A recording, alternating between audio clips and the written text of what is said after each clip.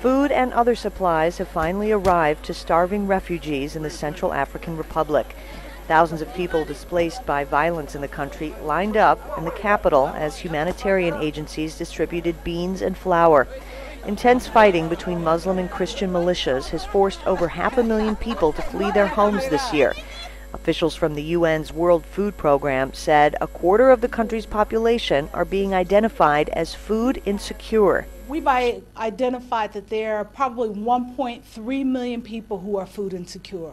And we also know that because the farmers haven't been able to access their farms, that we've missed this year's planting season. So that when we get to the harvest in the spring, the problem will be even more exacerbated. The majority Christian country has been paralyzed by cycles of killing, torture, and looting since Muslim rebels seized power in March.